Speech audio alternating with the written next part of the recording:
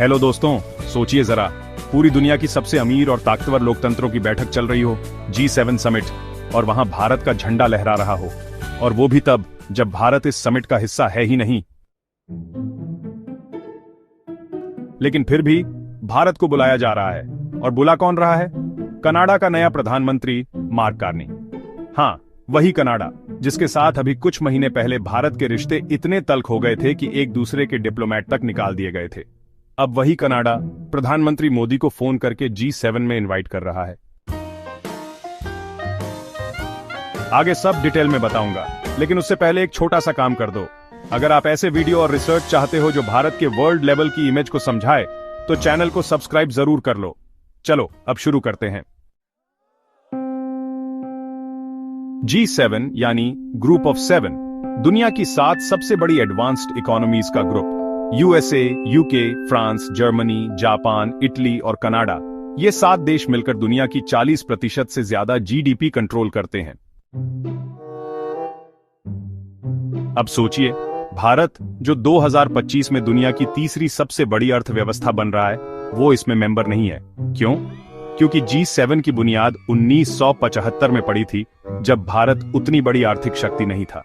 इसलिए इंडिया को आज तक सिर्फ गेस्ट कंट्री की तरह इनवाइट किया जाता है। लेकिन पिछले कुछ सालों में जो ट्रेंड दिखा है, वो ये कि हर G7 समिट में इंडिया को जरूर बुलाया जाता है।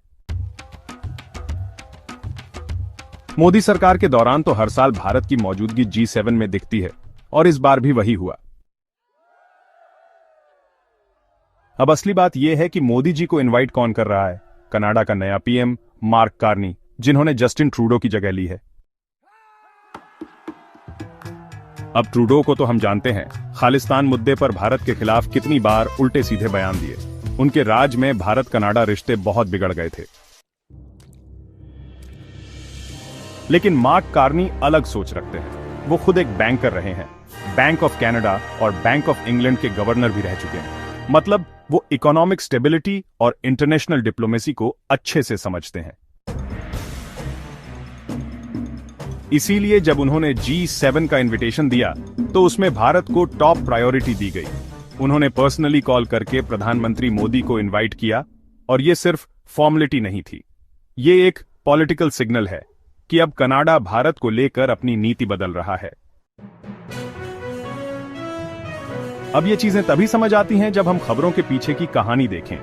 अगर आप चाहते हो कि हर इंटरनेशनल डेवलपमेंट का ऐसा ही डीप एनालिसिस आपको टाइम से मिलता रहे, तो सब्सक्राइब करके बेल आइकन जरूर दबाओ, क्योंकि ये वीडियो सिर्फ खबर नहीं, पूरे ग्लोबल पॉलिटिक्स का एक्सरे है।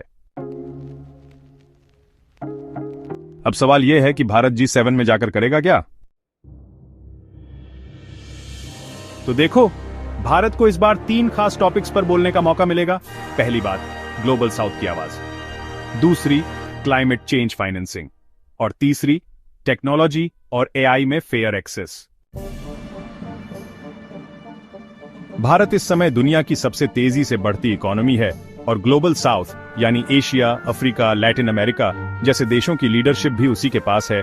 G7 देश अब मान रहे हैं कि भारत के बिना कोई भी ग्लोबल पॉलिसी टिक नहीं सकती। और सबसे दिलचस्प बात यह है कि इस बार G7 की मीटिंग इटली में हो रही है, जहां भारत का इन्फ्लुएंस काफी बढ़ा है। इटली खुद India middle east Europe economic corridor यानी IMEC का हिस्सा बन चुका है। G7 समिट में भारत को बुलाना अब सिर्फ शिष्टाचार नहीं है, ये वर्ल्ड की मजबूरी बनती जा रही है। IMF के मुताबिक भारत 2025 में $4 ट्रिलियन की इकोनॉमी पार कर जाएगा। स्टॉक मार्केट के आंकड़े देखो, इंडिया ने अभी अभी जापान को पीछे छोड़ा है। और G7 देश ये समझ चुके हैं कि अगर दुनिया को आगे ले जाना है तो भारत के साथ चलना ही पड़ेगा।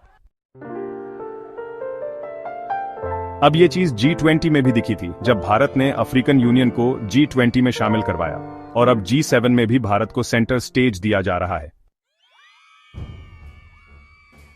तो ये सिर्फ एक इनविटेशन नहीं है, ये एक डिप्लोमैटिक मोमेंट है जो आने वाले दशकों की पॉलिटिक्स तय करेगा।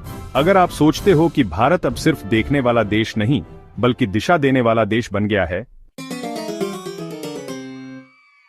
अब एक दिलचस्प सवाल, क्या भारत को G7 का फुल मेंबर बन जाना चाहिए?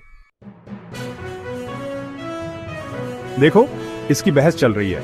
कुछ एक्सपर्ट्स कहते हैं कि G7 को G8 या G10 बना देना चाहिए, जिसमें इंडिया और शायद ब्राजील जैसे देश शामिल हों। लेकिन कुछ लोग कहते हैं कि G7 की वैल्यू इसी में है कि ये वेस्टर्न अलायंस को दिखाता है। लेकिन एक चीज साफ है, इंडिया अब सिर्फ गेस्ट नहीं, सेंटर ऑफ ग्रेविटी बन चुका है। तो दोस्तों, कनाडा का नया पीएम मोदी जी को फोन करके G7 में इनवाइट करता है। ये सिर्फ एक कॉल नहीं, पूरे पावर बैलेंस का इशारा है। अब दुनिया बदल रही है और उस बदलाव की धुरी है भारत। अगर आप ऐसे ही अपडेट्स, गहराई से समझी हुई खबरें और देश को लेकर एक पॉजिटिव प्रैक्टिकल विजन चाहते हो, तो चैनल सब्सक्राइब कर लो, क्योंकि यहां सिर्फ खबरें नहीं, उनका मतलब बताया जाता है। जय हिंद।